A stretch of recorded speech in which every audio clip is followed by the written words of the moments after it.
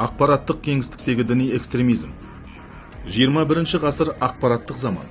Бүгінгі таңда интернет желісі экстремистік және террористік ұйымдардың ақпараттық қызметінің негізгі алаңына айналды. Бұл құбылыс ақпаратты онлайн таратудың тиімділігі мен ыңғайлылығына, географиялық шоғырлануына қарамастан ауқымды аудиторияны қамту мүмкіндігіне ие.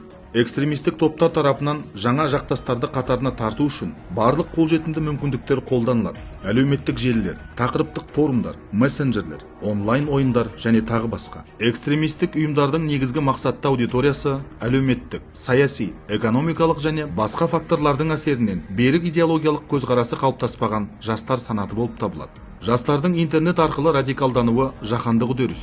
Оның аясында әлеуметтік желілер зорлық-зомбылықты насихаттаудың, радикалды идеялардың таралуының стратегиялық құрал ретінде қолданылады. Әлеуметтік желілер мен SMM жарнамалық құралдарын пайдалану арқылы халықаралық террористік ұйымдардың көшбасшылары өз аудиториясының негізгі қажеттіліктерін анықтап, соған сәйкес материалдар дайындайды. Бүгінгі таңда әлемде онлайн кеңістікті пайдалана отырып, діни экстремизм мен терроризмге қарсы тұрудың түрлі әдістері қолданылуда. Негізгі екі әдіс: қарсы насихат және медиа ақпараттық сауаттылық. Бүгінгі таңда мемлекет ұлттық қауіпсіздікті қамтамасыз етуге бағытталған іс-шаралардың кең спектрін өткізуде. Мемлекеттік бағдарлама шеңберінде онлайн кеңістікте діни экстремизмнің алдын алу бойынша қарсы насихат және ақпараттық түсіндіру әдістері қолданылады. Қарсы насихат жұмысы әлеуметтік желілерде жергілікті дін істері басқармалары мен дін мәселелерін зерттеу орталықтары тарапынан жүргізіледі. Танымал әлеуметтік желілерге дін саласындағы өзекті мәселелер бойынша аудио бейне материалдар, сұрақ-жауап, діни мамандар мен сарапшылардың дәрістері, пікірлері орналастырылады.